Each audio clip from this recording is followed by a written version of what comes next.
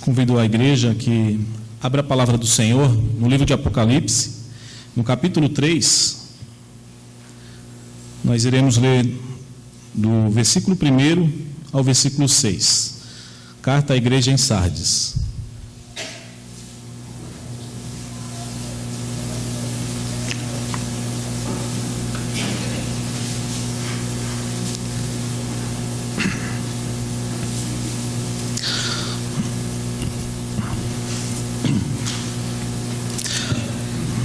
Apocalipse 3, do 1 ao 6, está escrito assim na palavra de Deus: Ao anjo da igreja em Sardes escreve: Estas coisas diz aquele que tem os 7 Espíritos de Deus e as 7 estrelas. Conheço as tuas obras, que tens nome de que vives e estás morto. Sê vigilante e consolida o resto que estava para morrer, porque não tenho achado íntegras as tuas obras na presença do meu Deus. Lembra-te, pois, do que tens recebido e ouvido, guarda-o e arrepende-te, porquanto, se não vigiares, virei como ladrão, e não conhecerás de modo algum em que hora virei contra ti. Tens, contudo, em Sardes umas poucas pessoas que não contaminaram as suas vestiduras e andarão de branco junto comigo, pois são dignas. O vencedor será assim vestido de vestiduras brancas, e de modo nenhum apagarei o seu nome do livro da vida. Pelo contrário, confessarei o seu nome diante de meu Pai e diante dos seus anjos. Quem tem ouvidos, ouça o que o Espírito diz às igrejas. Vamos orar mais uma vez, meus irmãos? Pedir que o Senhor nos direcione mais uma vez. Eterno Deus, Senhor da igreja, Deus que tem em suas mãos as 7 estrelas, os 7 Espíritos de Deus, que tem todo o poder, nós nos colocamos, Pai, humildemente diante da Tua presença, sabendo que somos falhos pecadores, sabendo, Deus, que somos servos imperfeitos e que precisamos desesperadamente da Tua santa misericórdia, Senhor. Tem misericórdia do Teu povo, tem misericórdia de mim, Senhor Deus, que estarei sendo instrumento do Senhor nesta noite, que o Senhor me direcione pelo Teu Espírito, que eu possa falar aquilo, Deus, que o Senhor colocou em meu coração, a Tua palavra santa, perfeita e bendita, apenas ela. Nós pedimos, Deus, que o Senhor fale ao coração, que o Senhor fale ao coração da Tua igreja, ao coração do Teu povo que está aqui para ouvir ao Senhor e não ao homem. É isso que nós te pedimos, no nome santo, bendito e redentivo de Jesus Cristo. Amém. Meus irmãos, nós estamos dando sequência, sempre que nós temos a oportunidade de falar das cartas do Apocalipse. Nós já estamos na 5ª carta, que é a carta à igreja em Sardes. Nós temos aprendido muito, o Senhor tem dado muita graça, porque nós temos aprendido com essas igrejas, aprendido com seus erros, com seus acertos, e procurado tirar lições dessas revelações que o Senhor deu para essas igrejas e colocar em prática em nossas vidas. Esse é o objetivo do Senhor ter escrito essas cartas e delas terem sido preservadas até os dias de hoje. Então nós aprendemos muito com as cartas do Apocalipse. É como se o Senhor da igreja, o Senhor Jesus, ele faz uma análise, ele faz um raio-x da igreja e aí ele fala para João escrever. E ele manda João escrever ao mensageiro, ao anjo da igreja, ao pastor dessas igrejas. Então nós temos muito que aprender com essas igrejas, temos muitas lições para serem absorvidas das 7 igrejas da Ásia Menor que nós estamos vendo. Mas hoje, nós vamos ver a igreja de Sardes, que é uma igreja que tinha um sério problema, estava passando por um momento terrível.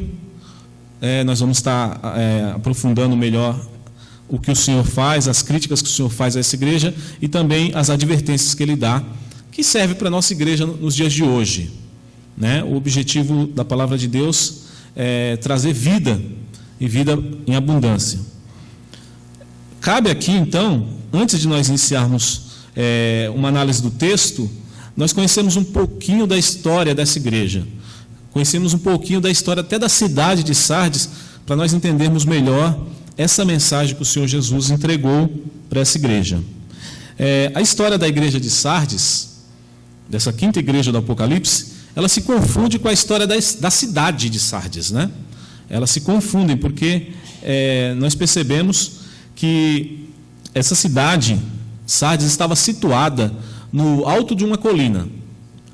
Ela era um lugar que era amuralhado e fortificado, seus habitantes se sentiam seguros, seus habitantes eram orgulhosos, até arrogantes, né? Os estudiosos colocam que os habitantes de Sardes eles eram arrogantes porque eles viviam numa fortaleza, num lugar que, segundo eles achavam, era impenetrável, não tinha como o inimigo fazer frente com eles por causa da boa localização geográfica que eles estavam. Então, todos os estudiosos eles colocam que esses habitantes eram muito arrogantes devido a esse privilégio, né, de estarem num lugar seguro. Eles pensavam que nunca cairiam nas mãos dos inimigos. Mas, como está escrito em Provérbios 16, 18, a soberba precede a ruína e a altivez de espírito a queda. Então, Salomão já dizia isso. A cidade de Sardes, no ano de 529 a.C., caiu nas mãos do rei persa Ciro. Né? O rei Ciro conquistou o que parecia impossível, né? Conquistou a cidade de Sardes, quando ele cercou a cidade por 14 dias. Os seus exércitos cercaram essa fortaleza por 14 dias, e eles conseguiram uma brecha, um buraco no muro, um buraco na muralha, que era o único lugar vulnerável dessa cidade. Ele, justamente por ali, ele conseguiu esse feito. E pegaram seus habitantes, né, totalmente despreparados ali, dormindo, etc. Mais tarde, em 218 a.C., Antíoco Epifânio dominou a cidade da mesma forma, demonstrando então a falta de vigilância desses habitantes. Eles já tinham sofrido no passado, mas não aprenderam com a história e caíram de novo nas mãos dos inimigos.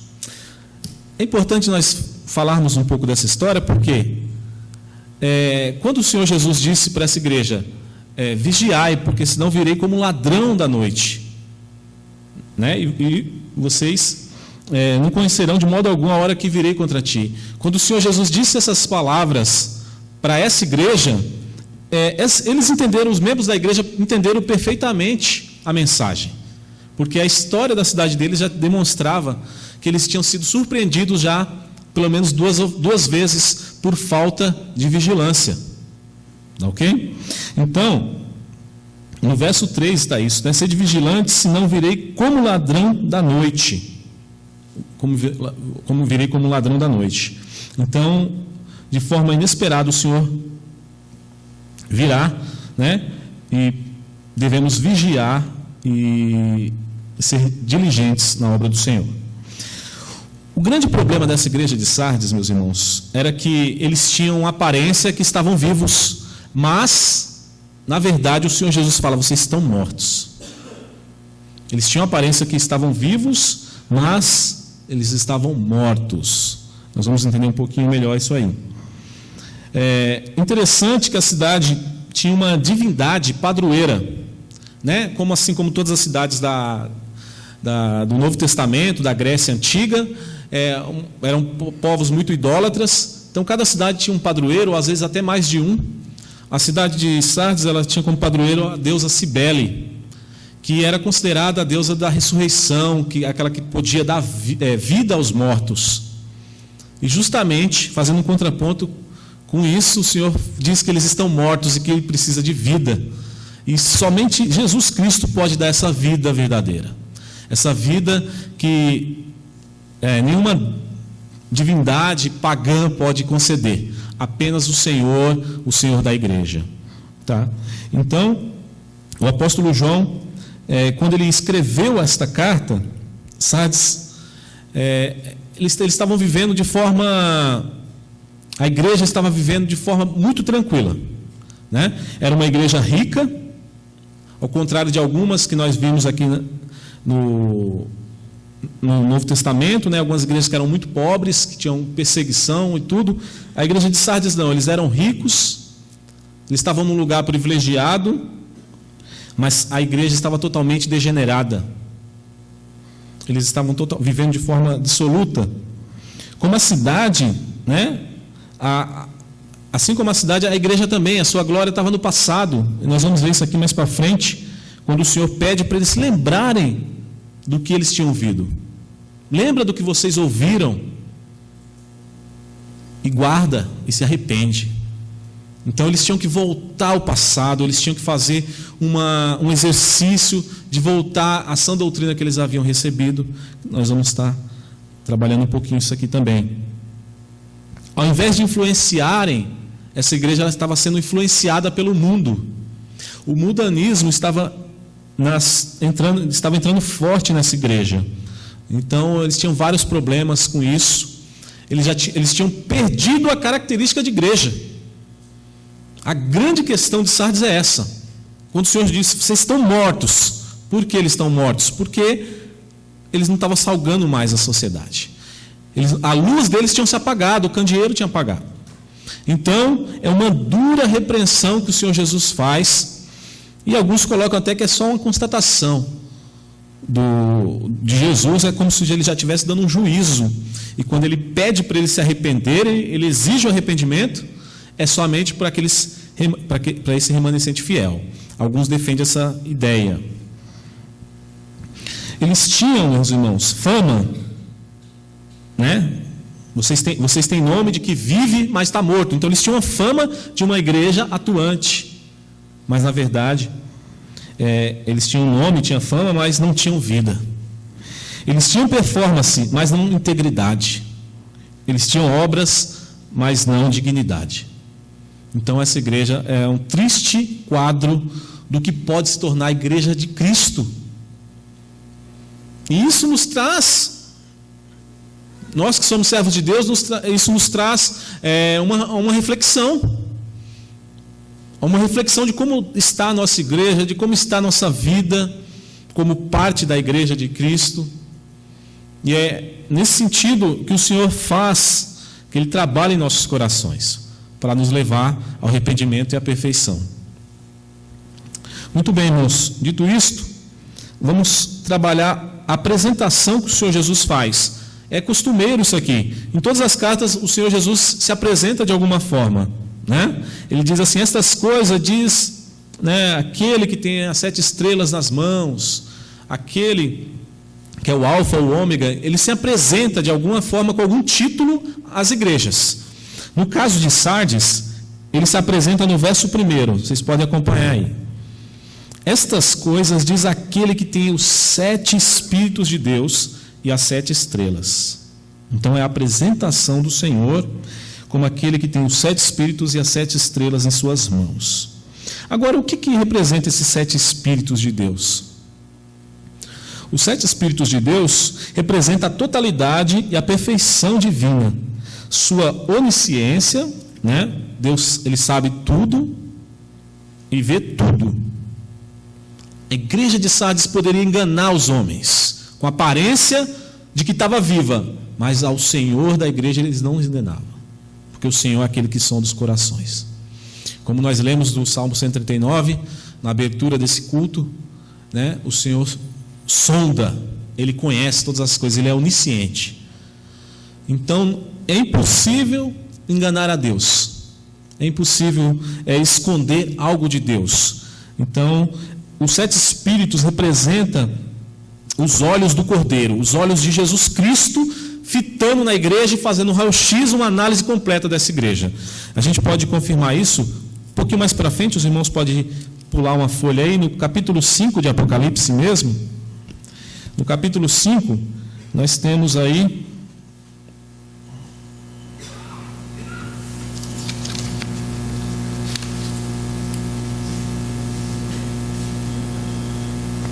no verso 6, está escrito: então vi no meio do trono e dos 4 seres viventes, entre os anciãos, de pé, um cordeiro como tendo sido morto. ele tinha 7 chifres, bem como 7 olhos, que são os 7 Espíritos de Deus enviados por toda a terra. Então, o próprio Apocalipse explica que os sete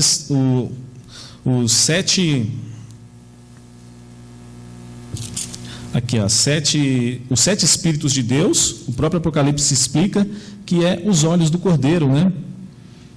Os 7 Espíritos de Deus enviados por toda a terra são os 7 olhos do Cordeiro.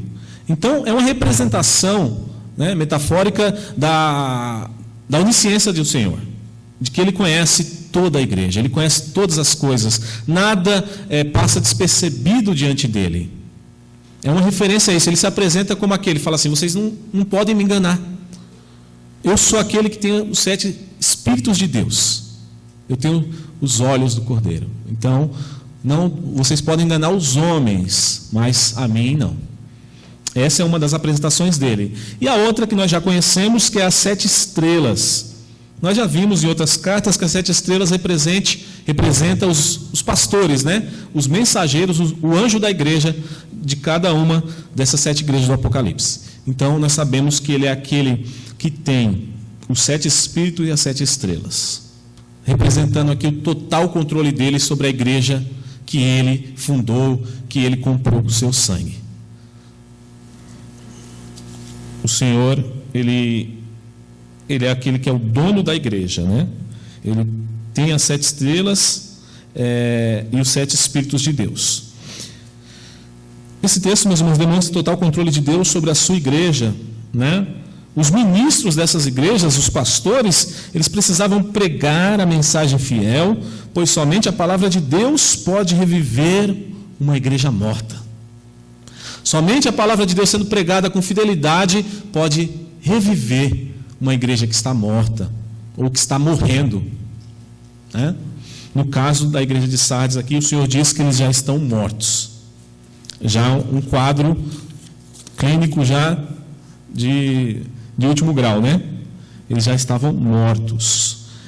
Na sequência, o Senhor continua dizendo: conheço as tuas obras, que tens nome de que vives e estás morto. A igreja de Sardes desfrutava de um bom nome. Eles desfrutavam de uma reputação que eles não mereciam. Porque, como o Senhor diz aqui, tens nome de que vives e estás morto. A constatação é essa: tu estás mortos. Sardes recebe uma das mais duras críticas das 7 igrejas, que é essa que eu acabei de ler. Tem nome de que vive, mas está morto. Sardes tinha um bom nome, gozava de boa reputação, mas não merecia. O Senhor viu falhas nessa igreja e sabia que essa igreja estava morrendo. O Senhor, ele viu que essa igreja não era perfeita diante dele. E ele tece duras críticas a esses irmãos do passado, que estavam na igreja de Sardes. Jesus diz que não achou íntegra as suas obras. Nós podemos ver isso no verso 2, na parte B, quando ele diz: porque não tenho achado íntegras as tuas obras na presença do meu Deus. Eles estavam mortos porque o Senhor não achou íntegras, perfeitas, as obras dessa igreja na presença de Deus. Elas não eram feitas para a glória de Deus.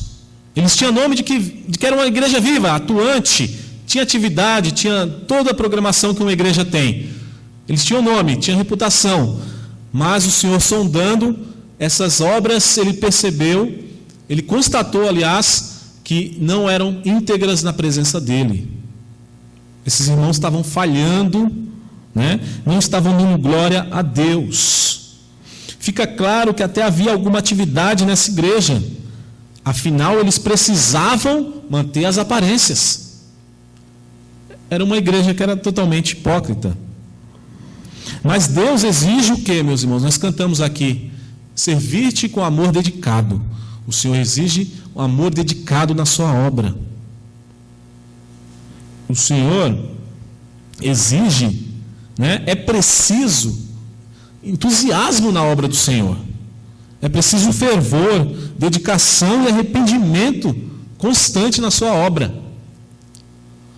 Não façamos a obra do Senhor de qualquer forma. É um alerta que nós aprendemos com a igreja de Sardes. Logo, concluindo essa parte, o problema de Sardes não era a ausência total de obras. Eles até faziam alguma coisa, eles tinham que manter o nome. Mas o grande problema era que a falta de integridade delas. Jeremias 48, versículo 10 nos diz que maldito aquele que faz a obra do Senhor relaxadamente. Maldito, uma palavra pesada, uma palavra que traz uma maldição de Deus para aquele que coloca a mão no arado, que faz parte da igreja e faz de qualquer forma a obra do Senhor. Isso devia fazer-nos tremer diante da presença de Deus. Esses textos que o Senhor analisa o seu servo, analisa o obreiro e julga com justiça. E quando ele acha falha, sempre, em todas as passagens bíblicas que nós vemos, quando o Senhor julga e vê uma falha, é terrível o julgamento de Deus, irmãos. É morte espiritual. Isso nos traz várias aplicações para a nossa igreja, para a nossa vida pessoal. Isso nos faz refletir sobre como estamos fazendo a obra de Deus na IPB de Poá.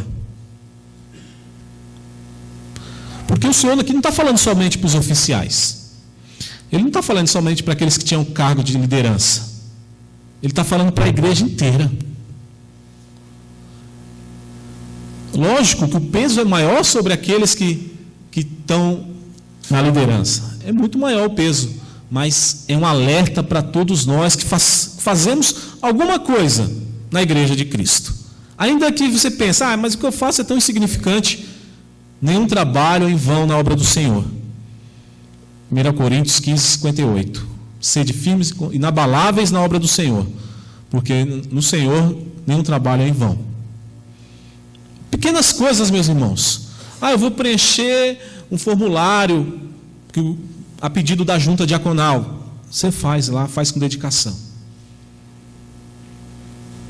Qualquer atividade, desde o ministério infantil, em todas as esferas da igreja, que você vai fazer, faça com esmero, faça com dedicação, como se fosse para o próprio Deus, como se o Senhor estivesse aqui presente fisicamente, né? Porque é para Deus, mas por nós não estarmos, né, vendo, nós vamos chamar, trabalhar lá na igreja, tudo, devemos ter uma mente, irmão, cativa a esses alertas. Como estamos fazendo a obra de Deus aqui na igreja de Poá?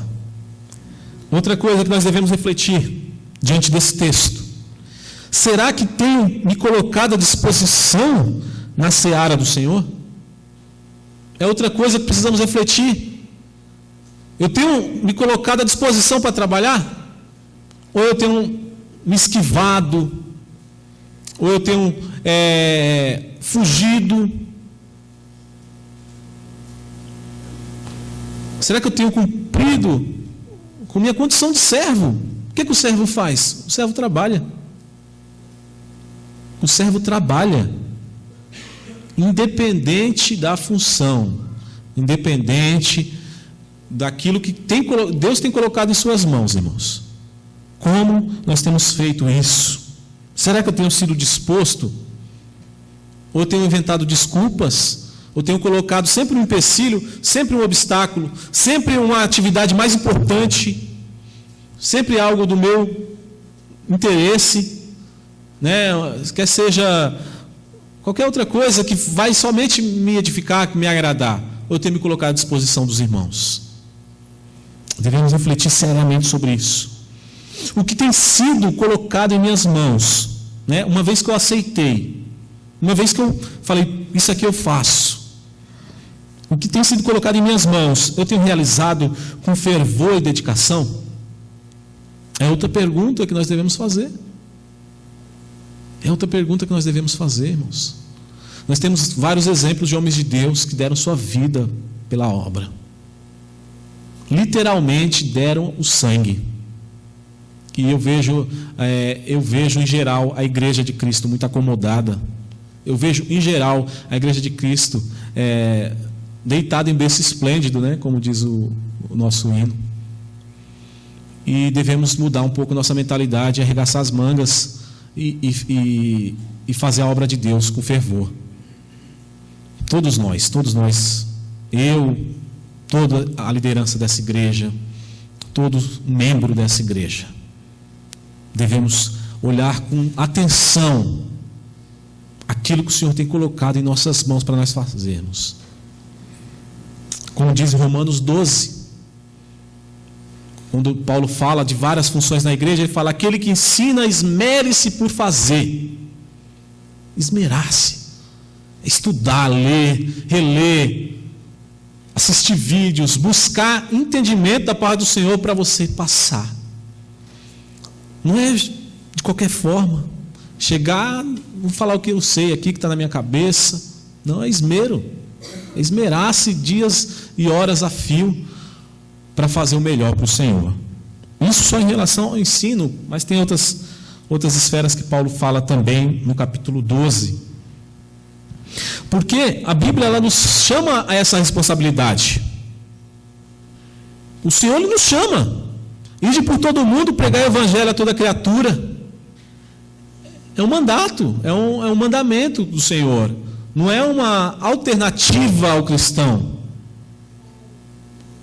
Né? É um mandato do Senhor. A Bíblia diz, isso aqui é interessante, a Bíblia nos diz que é possível obedecermos até os mandamentos de Deus, alguns mandamentos, fazemos parte de alguma obra, mas sem inteireza de coração. Isso aconteceu com um rei chamado Amazias. Está registrado em 2 Crônicas 25, no capítulo 2. 2 Crônicas 25, 2 diz assim: o rei Amazias, ele fez o que era reto perante o Senhor. É um elogio, né? Para nossa reflexão. O rei Amazias fez o que era reto perante o Senhor. Até aí, parabéns para Amazias. Ele fez o que era reto. Aí, a segunda parte que complica, diz assim: não, porém, com inteireza de coração. Não, porém, com inteireza de coração. Como o autor, apenas inspirado por Deus, pode falar uma coisa dessa? Porque ele fez o que era reto perante o Senhor, mas o coração dele não estava naquilo, não era integralmente disposto a Cristo, a Deus, não era inteiro de Deus. Ele fez por alguma pressão, alguma convicção religiosa, o que quer que seja, nós não sabemos, mas ele fez o que era reto, mas não com interesse de coração. Isso é uma crítica que o Senhor dá para aqueles que colocam a mão no arado. O coração, a intenção do coração vale muito para Deus, é muito importante para Deus. O motivo, a motivação, porque isso reflete a sua disposição, a disposição do seu coração reflete o seu amor para com o seu Deus. Nós não devemos ser como o filho mais velho lá da parábola do filho pródigo, né? Ele não fez igual ao irmão dele que se rebelou e saiu no mundo. Ele ficou na casa do pai, ele ficou lá trabalhando. Mas depois nós percebemos, quando o filho volta, o filho rebelde volta, que ele não se alegra com a alegria do pai. Ele não se alegra porque aquele irmão dele estava morto e viveu, que o pai dele tinha ganhado o filho novamente. O coração dele não estava em total disposição para com Deus, porque aquele pai representa Deus. Então ele era um servo que estava ali trabalhando, mas o seu coração não era íntegro diante de Deus. Então nós devemos, meus irmãos, lutar pela obediência, apenas pela obediência. Eu vou fazer porque tem que ser feito. Essa noite o Senhor fala conosco. Nós devemos lutar contra isso. Devemos trabalhar nosso coração para que aquilo que nós fazemos para o Senhor seja com amor e dedicação. Não seja apenas pela obediência, irmãos. Porque o Senhor é aquele que sonda, Ele vai sondar seu coração, Ele vai sondar o meu. Qual o motivo de você querer. Qual é o meu motivo de querer ingressar no seminário? Qual é a minha motivação de querer me colocar à disposição de Deus? Qual é isso? Qual é a minha motivação? O Senhor sabe. Não adianta, eu posso enganar o conselho, posso enganar a igreja, o presbitério, posso enganar os homens, mas a Deus não. Nós devemos, irmãos, ter um coração como o do salmista que escreveu o Salmo 119. No versículo 47 do Salmo 119 ele diz: tenho prazer nos teus mandamentos, eu os amo. É um versículo curto, mas que demonstra ali o grande amor que esse homem tinha pela lei de Deus. Salmo 119, 47. Tenho prazer nos teus mandamentos, eu os amo. Será que nós amamos a lei do Senhor? Será que nós, quando vemos a palavra de Deus e percebemos que é uma coisa totalmente divina, inspirada, nós amamos essa palavra e nos apegamos a ela? É uma reflexão que devemos fazer. E aí nós vemos essa igreja, o quadro terrível que essa igreja estava. Porque em outras cartas, como a de Tiatira, como a igreja de Pérgamo, nós percebemos que tinha problemas. Tinha um grupo que estava apostatando da fé, que estava abraçando doutrinas espúrias, doutrinas erradas. E Jesus dá um alerta para essa igreja, faz crítica sim a esse grupo. Mas no caso de Sardes aqui é o contrário. A maioria da igreja estava perdida, estava morta. E ele fala depois, no versículo 4, que apenas algumas poucas pessoas eram dignas de andar com ele. Poucas pessoas, mostrando que uma grande maioria dessa igreja, não dá para fracionar isso, né? Mas eu acredito que mais de 90% dessa igreja estava perdida, estava morta. A triste realidade da igreja de Sardes. Então, onde em Pérgamo e Tiatira um pequeno grupo havia caído na tentação do mundo, em Sardes praticamente toda a congregação havia se contaminado. Todos, com exceções raríssimas. Sardes havia falhado em ser um candeeiro para as nações. A luz deles estava apagada. Já não tinha mais a característica de igreja, tinha apenas um nome que eles tinham do passado. Tens nome de que vive, mas está morto.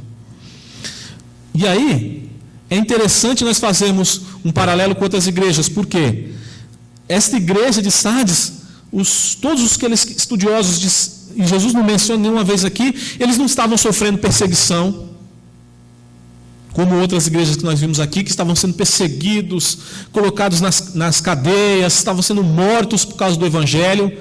Sardes não, eles estavam vivendo com certa paz, não estavam sofrendo perseguição dos judeus nem dos gentios, né? Como diz o grande profeta, estava tudo tranquilo e favorável, estava tudo calmo. A igreja não tinha perseguição, era uma igreja rica, tinha recebido o evangelho verdadeiro, mas tinham perdido tudo isso. Mas a luz do candeeiro estava cada vez mais fraca, se apagando. E aí o Senhor, no verso 2 e 3, ele dá algumas advertências a essa igreja. No verso 2 ele fala: ser vigilante, consolida o resto que estava para morrer, porque não tenho achado íntegras as tuas obras na presença do meu Deus. É interessante esse verso 2, porque até eu, quando estava lendo, eu fiquei pensando o que o Senhor quis dizer com isso. Ser vigilante e consolida o resto que estava para morrer. Na primeira leitura assim você não entende direito. Você fica se perguntando, né, o que o Senhor quis dizer com essas palavras. O que é consolidar o resto que está para morrer? E aí a gente vai pesquisando, né, vai estudando, e é uma mensagem terrível, irmãos, isso aqui. Isso aqui é terrível. É como se o Senhor estivesse falando aqueles que estão mais ou menos, aqueles que estão mortos, aqueles que estão caminhando para a morte, que morram de vez. Parece duro, mas é duro mesmo. É como se... o Senhor fala uma frase parecida no final do Apocalipse, quando ele diz: aquele que está limpo, limpe-se ainda mais. Aquele que está sujo, suje-se ainda mais. A ideia é a mesma. Consolida, vai, aqueles que estão para morrer. Consolida de uma vez. Mostrando aqui a ira de Deus sobre essa igreja, sobre essas pessoas que estavam vivendo de forma pecaminosa na presença do Senhor.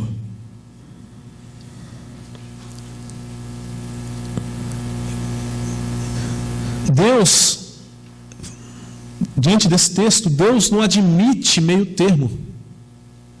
Deus não admite meio termo. É isso que nós vamos ver também na igreja de Laodiceia, quando ele fala: tu não és morno, tu não é quente nem frio, és morno. Eu estou para vomitar-te da minha boca. Então, o Senhor fala: confirma de uma vez esses que estão mais ou menos na fé, confirma de uma vez esses que estão para morrer.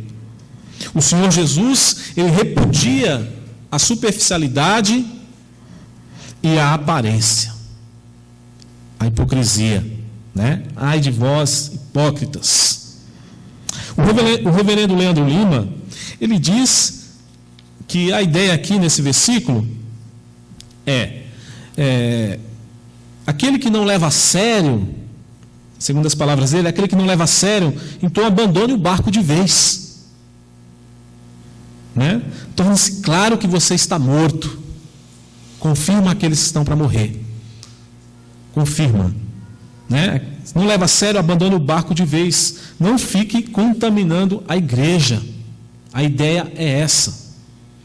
Aquele que está limpo, limpe-se ainda mais. Se é santo, santifique-se ainda mais. Busque mais. Trabalhe mais. Agora, aquele que é sujo, se afunde de vez na sujeira. Essa é uma mensagem muito dura que o Senhor dá para essa igreja nesse texto. O Senhor ainda dá uma segunda advertência para essa igreja, quando ele diz: lembra-te do que tens recebido e ouvido, e guarda e arrepende-te. É uma advertência também séria, voltada principalmente para aqueles que estavam no meio dessa igreja corrompida, mas que ainda estavam sendo fiéis. Era o remanescente fiel. Eles haviam recebido, meus irmãos, aqui no verso 3 nós podemos concluir isso. Eles haviam recebido a sã doutrina. Veja o verso 3. Lembra-te, pois, do que tens recebido e ouvido. Guarda-o e arrepende-te. E aí nós concluímos que eles tinham ouvido a palavra de Deus. Essa igreja foi fundada por apóstolos, por pessoas sérias que pregaram o verdadeiro evangelho. Então, eles deveriam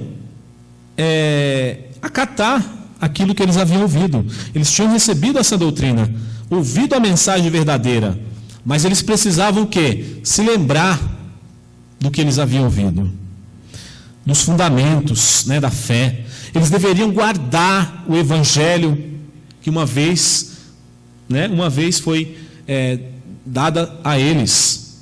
Eles deveriam também se arrepender dos desvios e pecados que estavam vivendo ali no meio. Então o Senhor Jesus, ele fala para eles se lembrarem, para eles guardarem e também se arrependerem.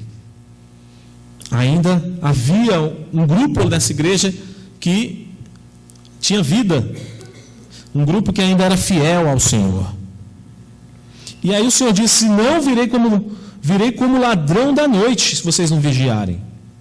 E não conhecerás de modo algum em que hora virei contra ti. Então é uma clara referência que a necessidade de vigilância que a igreja deve ter. Pois o ladrão costuma vir na hora que ninguém percebe, que ninguém espera. Como nós lemos lá no texto de Mateus 24, se o dono da casa soubesse a hora que o ladrão viria, logo ele não dormiria, ele ficaria vigilante, se ele soubesse, né? Mas o grande fato é que não sabe. Então devemos vigiar a todo instante, orar e vigiar, conforme as ordens do Senhor, para essa igreja e para todos nós. Então, a ideia do ladrão é essa.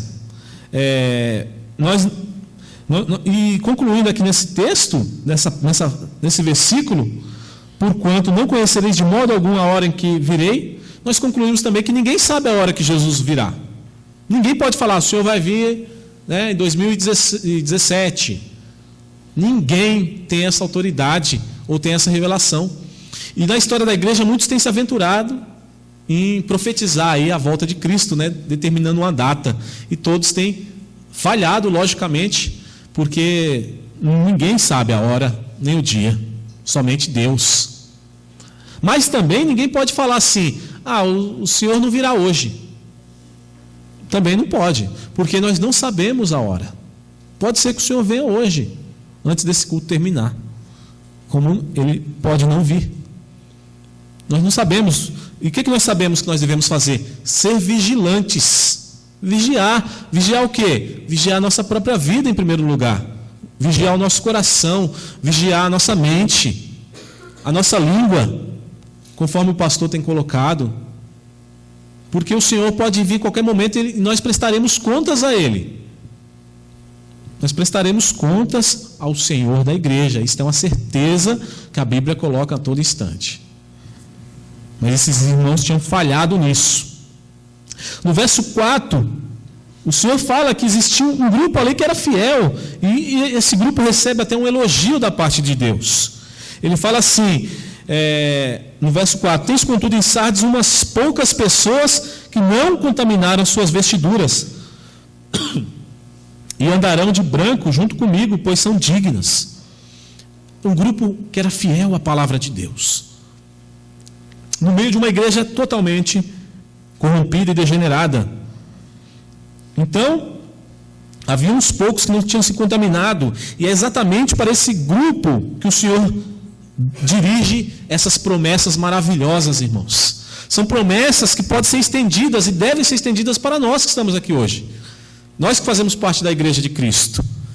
Promessas maravilhosas, como por exemplo, o Senhor fala, andarão com vestes brancas, representando, o branco aqui representa a pureza, representa a santidade, representa até a vitória, porque somente andarão com essas vestes aqueles que vencerem. Esses poucos crentes de Sardes são chamados de dignos por Cristo, porque não haviam se contaminado com o mundo como a maioria da igreja de Sardes. Por isso, o Senhor fala, andaria junto com Ele. Que promessa maravilhosa, irmãos. Andar junto com Cristo. Quando Ele diz aqui no verso 4, estão de branco junto comigo, andarão de branco junto comigo, pois são dignas. Isso deve ser o alvo de todo cristão. Você almejar andar com o Senhor em santidade e em pureza. Que privilégio é para o cristão ser elogiado por seu Senhor. Que privilégio. Um dia nós ouviremos da boca do Senhor alguma coisa, um elogio ou uma crítica. Espero que todos aqui recebam elogio, porque assim diz a palavra de Deus. Vocês já imaginaram como será prazeroso você ouvir da boca do Senhor Jesus aquilo que Ele diz que falará para aqueles que forem fiéis? Ele dirá, vinde benditos de meu Pai, entrai na posse do reino que vos está preparado desde a fundação do mundo. Que maravilhosa palavra e que maravilhosa promessa, meus irmãos. Como será prazeroso ouvir isso da boca de Deus, da boca do próprio Senhor Jesus. Ou também, ele diz que falará também naquele dia para aqueles que forem fiéis. Servo bom e fiel, sobre o pouco foste fiel, sobre o muito te colocarei. Entra no gozo do teu Senhor. A imagem é como se o Senhor estivesse na porta do reino, nos portões celestiais, e olhasse para você, depois de você ter vencido o mundo, depois de você ter vencido Satanás, vencido a sua própria pecaminosidade, pela ajuda de Deus, do Espírito, e você olhar para o seu Senhor, você talvez de joelho, como nós cantamos aqui, e que diz em Filipenses, todo joelho se dobrará diante do Senhor, e aí o Senhor falar para você, vinde benditos de meu Pai, Entra no gozo do teu Senhor. Meus irmãos, isso não tem preço. Não tem preço. Nós devemos crer nessa promessa, que um dia, e lutar por ela, lutar por amor a Cristo, porque Ele pagou um alto preço para que nós possamos receber essa grande bênção. É uma grande bênção. Mas ao mesmo tempo que Ele diz que falará essas palavras abençoadas para aqueles que vencerem, no mesmo texto Ele diz que também falará: apartai-vos, vós que praticais a iniquidade. E isso é para fazer qualquer homem tremer e temer diante de Deus. Nós, como que levamos o bom nome do Senhor, o nome de cristão, porque os irmãos do passado foram chamados de cristãos porque eles eram parecidos com Cristo, porque eles seguiam a Cristo, as pisadas de Cristo. Nós levamos esse nome. Nós devemos nos esforçar nessa terra, trabalhando na obra do Senhor, para ouvir essas palavras: servo bom e fiel, entra no gozo do teu Senhor. Essa é a maravilhosa promessa do Senhor Jesus, quando Ele diz que confessará o nome diante do Pai e dos anjos, no verso 5. O vencedor será assim vestido de vestiduras brancas. Ele repete, né, a ideia de pureza, de santidade, de vitória. E ele conclui, como ele sempre faz nessas cartas, ele dá uma promessa ao vencedor: e de modo nenhum apagarei o seu nome do livro da vida, pelo contrário, confessarei o seu nome diante do meu Pai e diante dos seus anjos. Um dia, meus irmãos, a boca santa de Jesus Cristo se abrirá e falará o nome dos eleitos diante de Deus e diante dos anjos.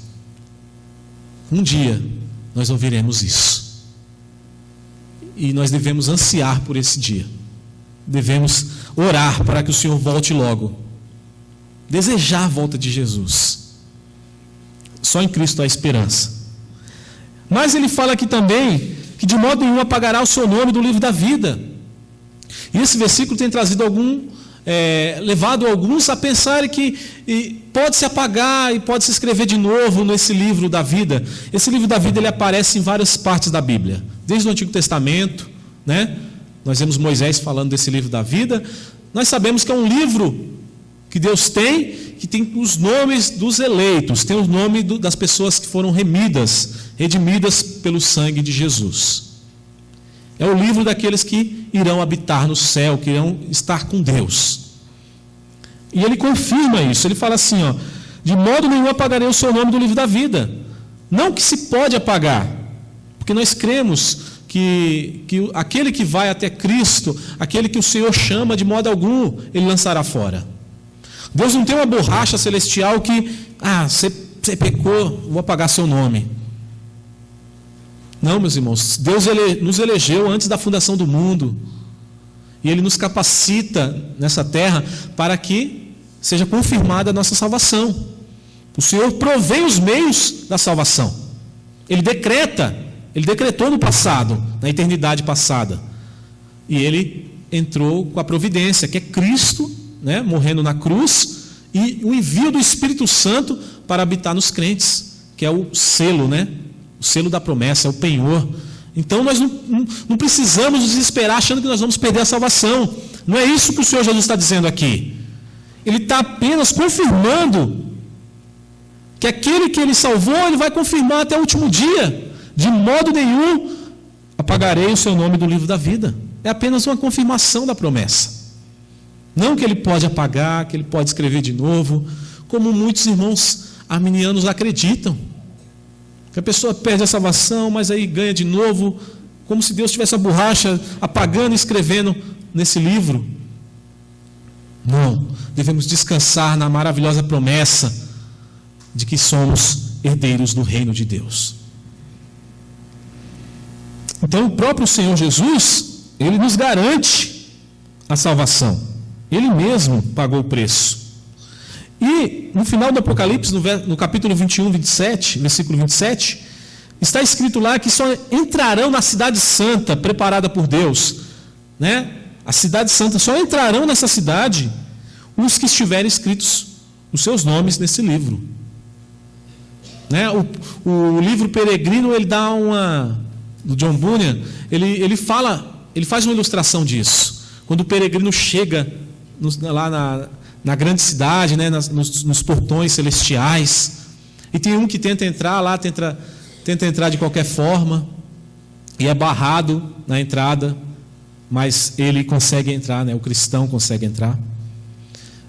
Fazendo uma referência justamente a isso: só entrarão nos portões, na cidade santa, aqueles que tiverem seus nomes escritos no livro da vida. Apocalipse 21, 27. Então, somente, meus irmãos, aquele que for crente verdadeiro, que não se contamina com as coisas desse mundo e que de maneira nenhuma rejeita o seu Senhor, esse jamais, de maneira nenhuma, perderá a sua salvação. Ela foi conquistada por Cristo, não foi conquistada por nós. Foi conquistada por Cristo e Ele pagou um alto preço para que possamos ser salvos. O próprio Cristo garante essa bênção. E no final, finalizando o verso 6, ele termina com as mesmas palavras que ele termina em praticamente todas as cartas, quando ele diz: quem tem ouvidos ouça o que o Espírito diz às igrejas. E quando ele termina dessa forma, é uma frase padrão que, na verdade, ele está dando uma exortação para a igreja, que nós não devemos ouvir a palavra dele, essa revelação aqui, apenas com os ouvidos. Devemos ouvir também com o coração, com reflexão e com o entendimento que só vem do próprio Deus. Que Deus nos abençoe, que Deus possa nos guiar nas suas veredas justas e que Ele possa avivar a nossa igreja. Que Ele possa trazer um avivamento no nosso meio. Porque crer no avivamento não é crença de pentecostal. Os reformadores, os puritanos e os grandes pregadores do século XVIII e XIX, eles criam no avivamento. Eles presenciaram um forte avivamento que varreu toda a Europa, que fez missões no mundo inteiro, que enviou missionários, que foi um grande avivamento que chegou até o Brasil, né? Missionários vieram para cá, graças a esses avivamentos, a esses homens de Deus, que acreditavam e lutavam por uma igreja viva, uma igreja sadia, uma igreja que prega e que vive a sã doutrina, mas também que tem fervor no coração. Fervor, irmãos. Fervor para que a obra cresça, fervor para que seja feita pontos de pregação, congregações sejam feitas. Devemos orar por isso. A nossa igreja está muito parada. A nossa igreja tem ficado muito acomodada. Isso tem me incomodado bastante também. Então, meus irmãos, oremos. Eu convido os irmãos a orar sim, a orar para que nós venhamos ter frentes de trabalho, que nós venhamos a nos dispor a trabalhar para a expansão do reino de Deus. Que Deus assim nos abençoe e nos guarde, em nome de Jesus.